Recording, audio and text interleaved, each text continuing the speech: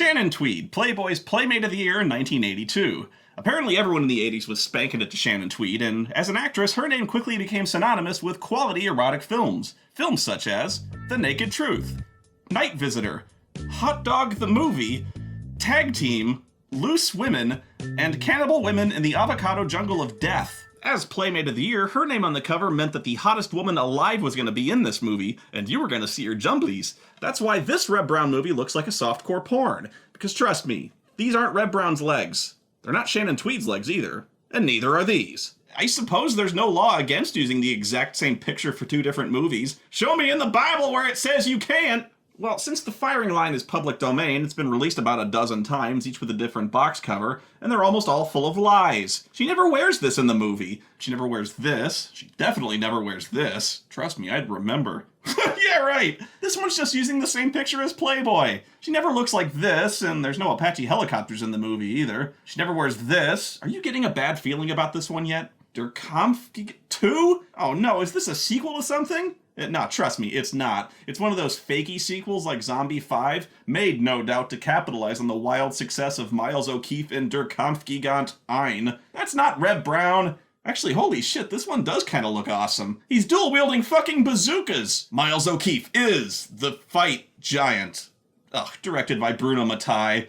I might have to check this one out. Here we go, that's what I'm talking about. It's not quite two bazookas cool, but it's pretty cool. Ooh, and it's the classic edition, so let's check it out.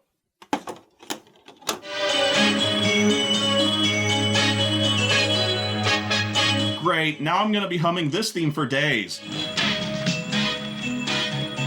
There's Raiders of the Lost Ark, and then there's the firing line. So the movie opens with an attack helicopter swooping in to strafe these people who we don't know who they are. It's Reb Brown, and he's finally here to win Vietnam! And he's rocking the world's sweetest mustache! I didn't think he could get any manlier. Admit it, boys, you are jealous. Robert Goulet, Chuck Norris, Tom Selleck.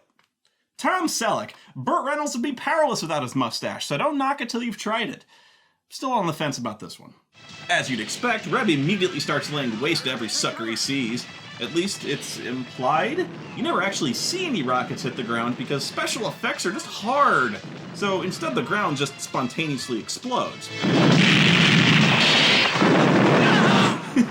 Death in this movie means leaping as high as you can in the air and windmilling your arms around. The explosions make them shimmer!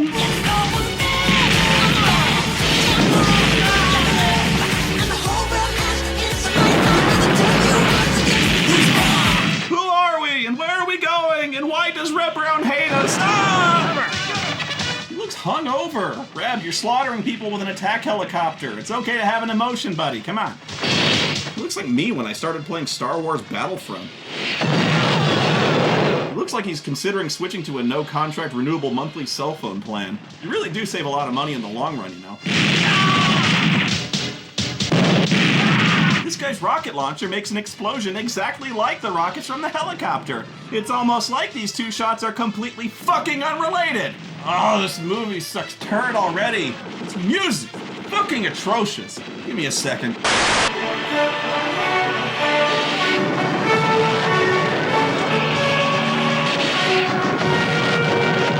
There, I fixed your fucking movie. Wait a minute, that's the same shot! They used the same shot of that helicopter from a minute ago! Literally 1 minute ago! Oh, what was that? He wasn't aiming anywhere near the guy! Look at that!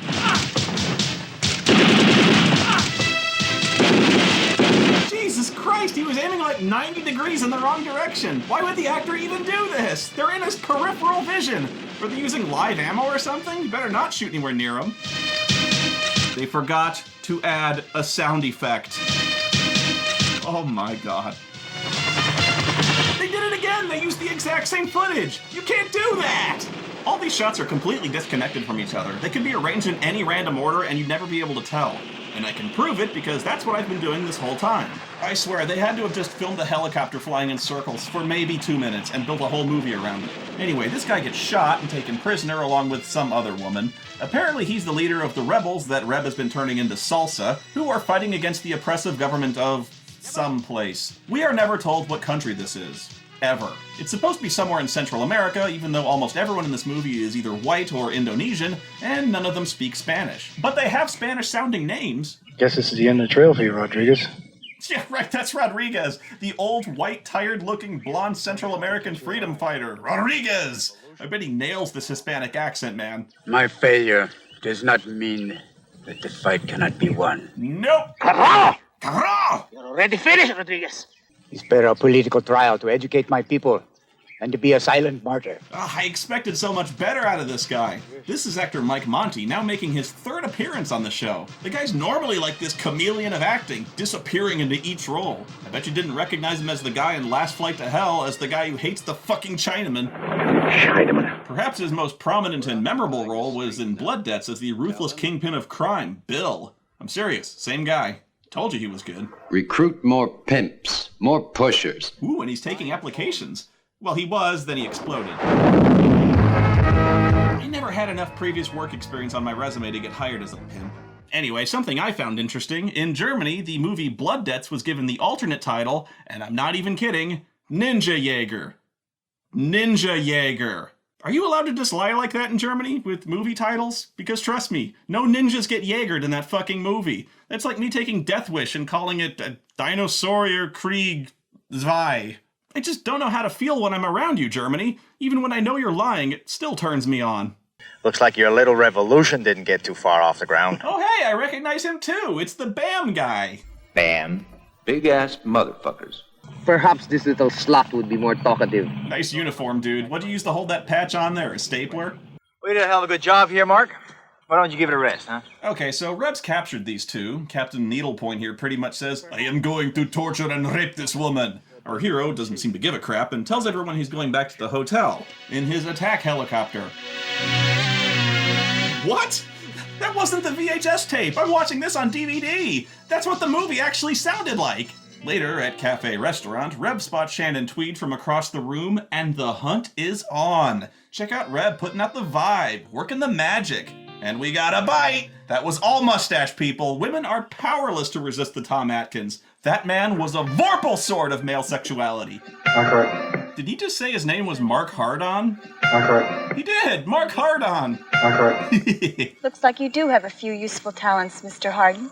As silly as it sounds, I'm here selling sports equipment to the major hotels. She's selling sports equipment in a Central American war zone? No, it doesn't sound silly. This is a big-time sports equipment contract. She's in a position to supply squash rackets and water polo nets to every hotel in the country. And he scores! Way to go! Let's just hope this goes better than his previous dates. Give me your boy! Give me your boy! Give me your boy! Anyway, you're gonna be famous, pal. Hunter S. Thompson. Man ran Rodriguez to the ground and killed him. Is he drunk? He's not dead. I mean, the actor. Is he wasted? Who is this guy? Tell her, Mark. Anyway, I gotta go. But I got a piece of advice for you. Don't ever try to bullshit the working press. Yeah, he's a reporter, I'm just gonna guess and say he works for Field and Stream magazine. He tells Mark Hardon that the guy he captured has just been killed. And that all happened off camera. We never see any of this occur. And keep in mind, this is the pivotal moment in the movie, the event that sets Reb out on his path of vengeance to begin with.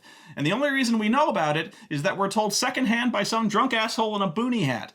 That'd be like some guy going up to Luke Skywalker at a bar and being like, oh, hey, where are you going, Alderaan? Oh, don't bother, it got blown up by the Empire because it got like the Death Star. I gotta go. It tends to rob the movie of a certain everything. You know, maybe if you're the Coen brothers, you can pull this off.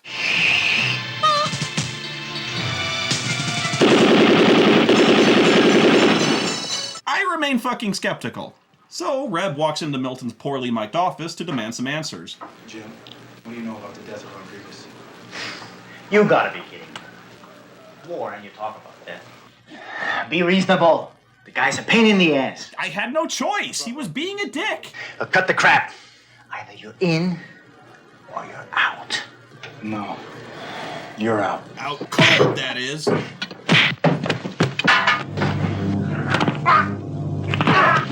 Why is Milton wearing blue naval camouflage in a jungle environment? You could have been good together, you know. I thought we had something special, Mark.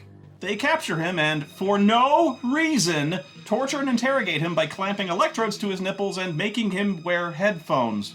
Once again, Mr. Harden, we're going to go on with this all night until you agree to answer all of our questions. Questions? What is this guy, German? Are you a double agent or a rebel sympathizer? Australian? These accents are all over the map. I told you, I don't know what the fuck you're talking about! You were seen with the American girl, Sandra Spencer. What's the connection between you and her? Leave her alone. She has nothing to do with this. She was selling me some sporting goods. I'm trying to form a lacrosse team. So apparently the sound of electrocution is the same sound as tuning a ham radio. Once again, Mr. Harding, you and a girl. Who are you working for? Up your ass! That doesn't even make sense, Mr. Hardon. Who are you working for? Up your ass? I mean, what is that? You hear? That is the sound of ultimate suffering.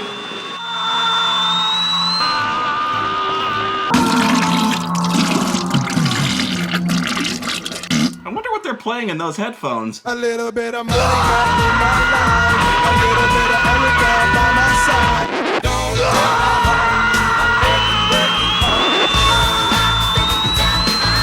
No, I'm serious. They put this face in a movie and thought they would get paid. They put Mark Hardon in a cell and then just immediately come back to take him out of his cell for more interrogation, even though they know he doesn't know anything.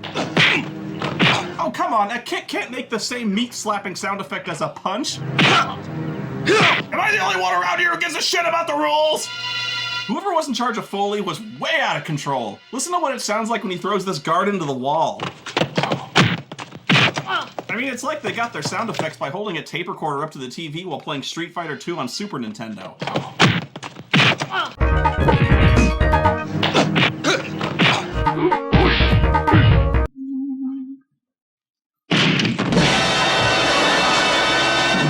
Nobody expects the Spanish Inquisition!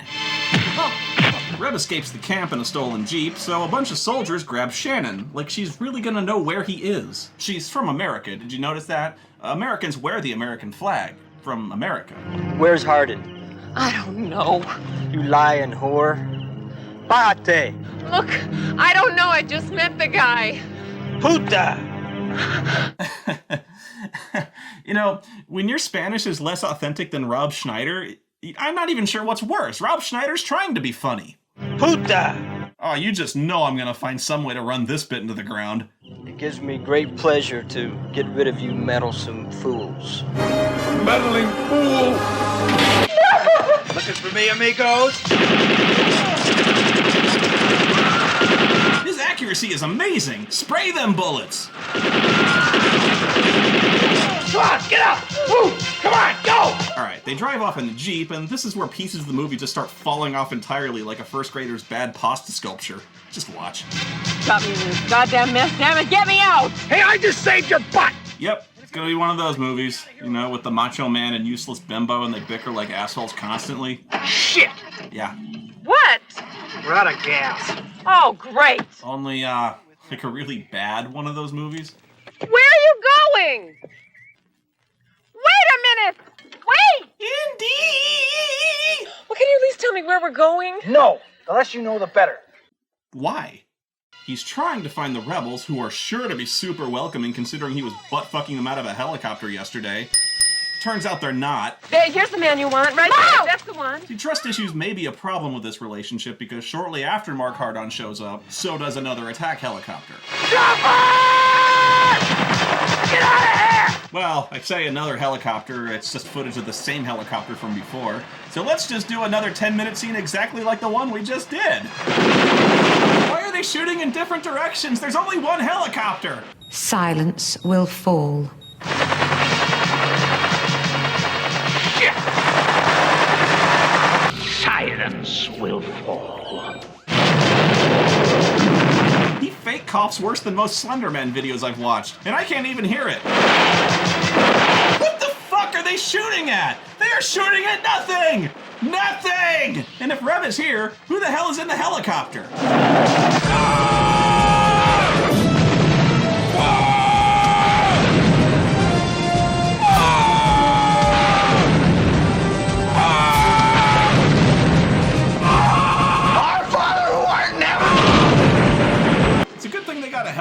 with infinite rockets, or an infinite ammo cheat code. Sounds like someone just got to the center of a Tootsie Pop. 1, 2, 3, 3. I don't think we incurred much loss. Let's get back to camp and find out. You didn't incur much loss? Dude, they did the whole fucking village. You must draw up a plan. Silence, Doctor. Silence will fall. You know the details of the town? The audio dropping isn't even happening between edits now. That isn't even possible. Proper technique to fire this weapon?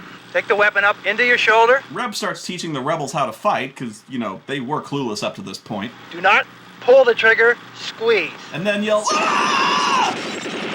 Grab the weapon in your shoulder. Oh, it's like that scene in Aliens, only stupid and devoid of acting chemistry, and it makes me hate all life on the planet. Squeeze the trigger, do not pull. Oh yeah, because as we've seen over the years, Reb Brown has textbook firearms technique.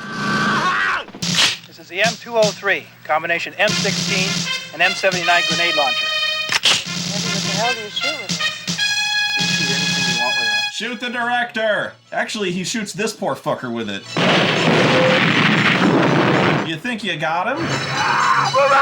Reb's consistent if nothing else. Stealth is not his MO. Thrilling, impossible to see action. Silence will fall.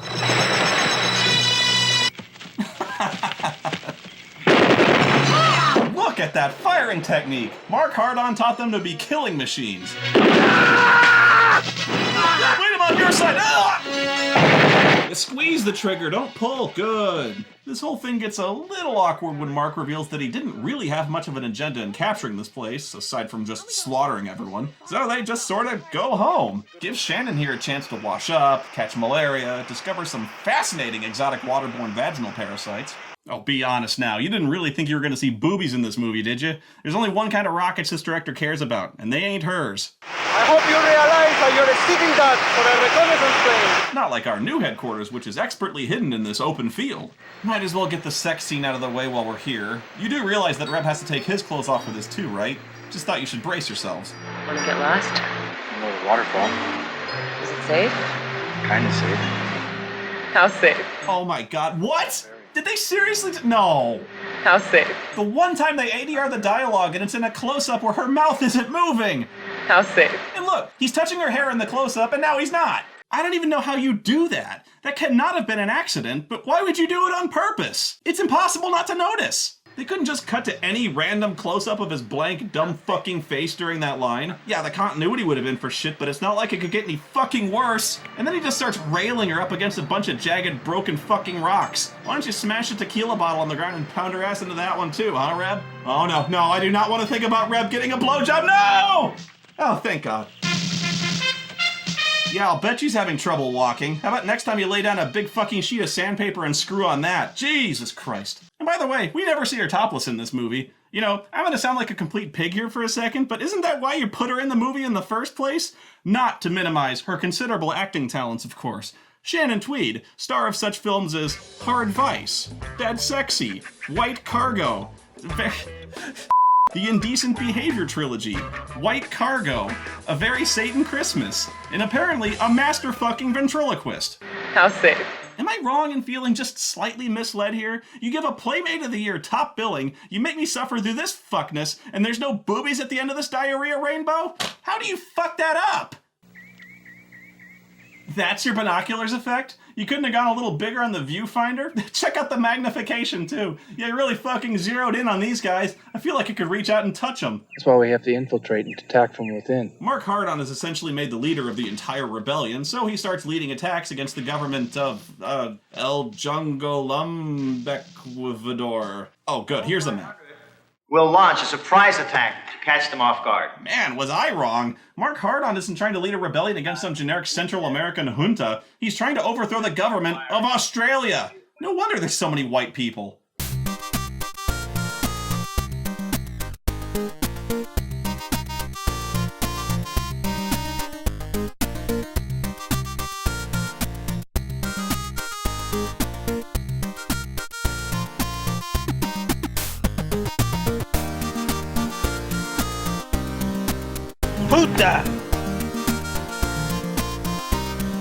What, the soldiers played by Philip, Frank, Peter, Bert, James, Harry, Donald, Gerald, Willie, Joey, and Rudolph don't sound like Hispanic names to you? What about Johnny or Ike? Meanwhile, Milton's formulating a battle plan to counter Major Hardon's penetration of their rear defenses. I mean, he's freaked. I don't care what it takes to get them back. Put up roadblocks everywhere. How much damage could one semi-intelligent blonde pillar of meat with a machine gun possibly do? Mark Harding is not your usual weekend warrior type.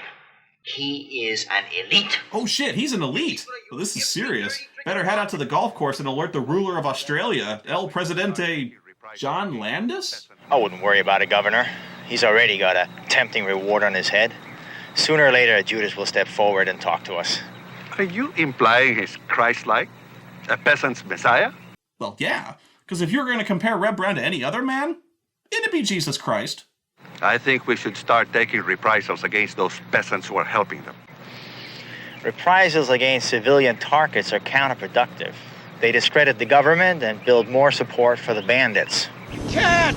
The press! Bring the woman to me alive. She has access to American sporting goods. I will ransom her back to the Yankees for a set of new golf clubs. The next thrust of Hardon's uprising is to sneak a strike team into Melbourne, Australia. They start by capturing an army truck. I think this is one of them Trojan horses that Benedict Arnold used to win at Saratoga. Saratoga, Blade! Police officer, I've hurt my ankle, and I have no way of getting back into town.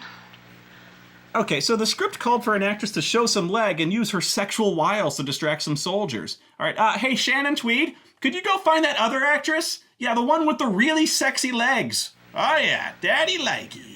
I don't know, I just thought maybe we'd see the legs of the sexiest Playboy bunny of 1982, although I don't know where the hell I got that idea. They even put Shannon in the same disguise, so what the hell? Come on movie, tits are GTFO! Every action scene in this movie is some guy shooting another guy, and then that guy gets shot by a new guy, and then usually that guy gets shot by another new guy.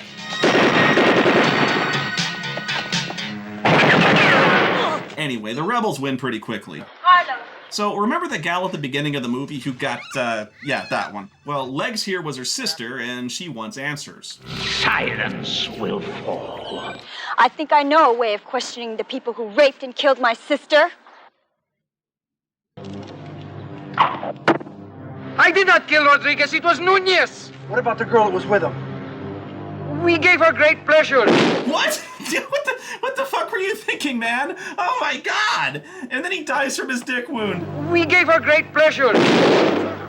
That's amazing. He seriously looks like he's trying to come up with something to really score some points and get on their good side, but completely chokes under pressure. We gave her great pleasure. He looks so surprised, too, like he really thought that would help. But why? At least she did not die a virgin. Ugh. What makes this even funnier is that she didn't even think he was involved until he confessed. She was asking about this Nunez guy, and then he says, we gave her great pleasure, directly implicating himself and revealing that she was in fact gang raped. We gave her great pleasure. Ugh, Nimrod. Their final target is a radio broadcast station, which is vitally important to them for some reason. I don't know, to broadcast the evils of the Australian government or something. Either that, or they're desperately trying to stop the station from broadcasting Skippy the Bush Kangaroo. Skippy, Skippy, Skippy the Bush Kangaroo. Skippy, Skippy, Skippy, our friend ever true. I don't like it, it's too quiet. Yeah, there's no music. There we go. All right, Reb, you magnificent bastard, I read your book!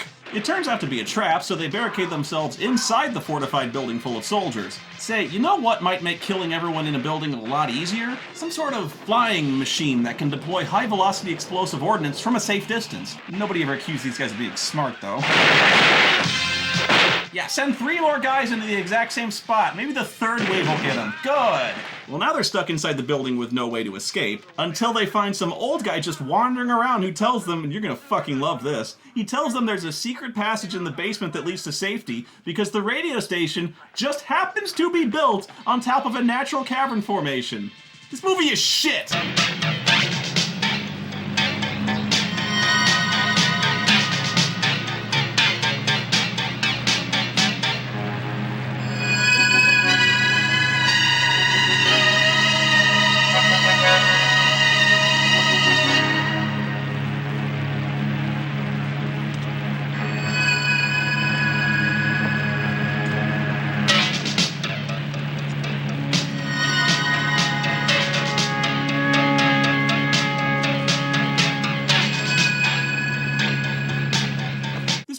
fuck off and stay fucked.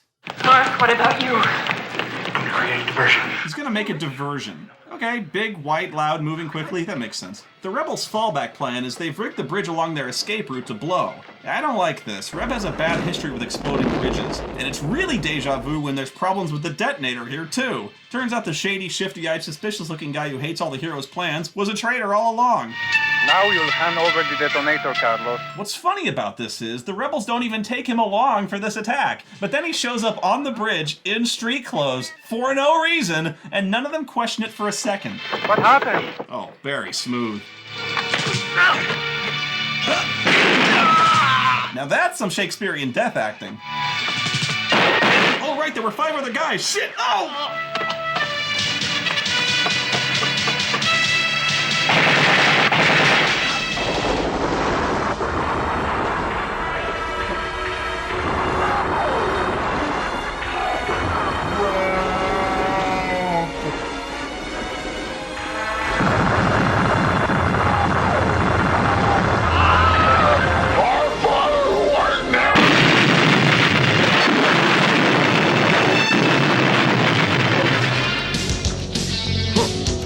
Oh, never mind, he's fine. No, I wasn't even shitting you, he's fine. He got shot in the back like 100 fucking times, which obviously would have killed a normal human. But for Reb Brown, minor back pain. He's not even fucking bleeding!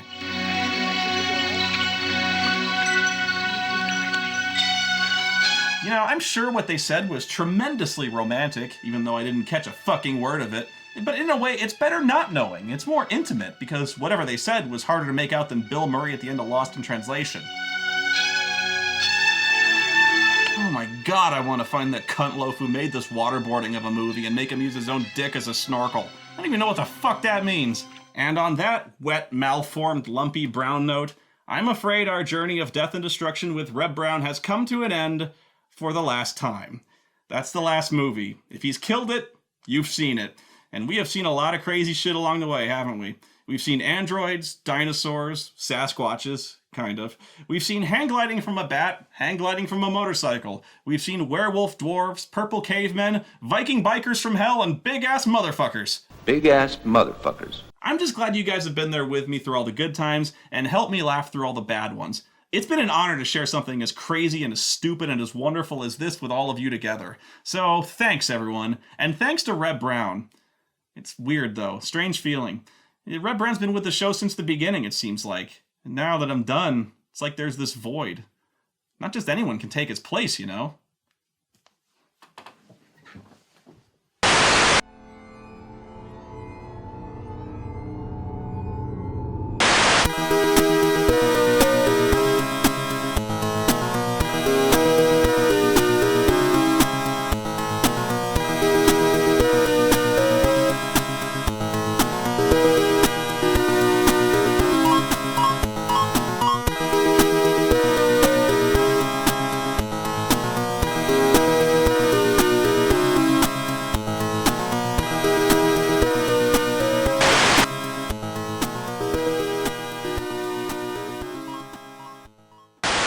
You can stay here if you want, but in the meantime, you're going to have to learn something about jungle fighting and survival. I'll teach you a few things.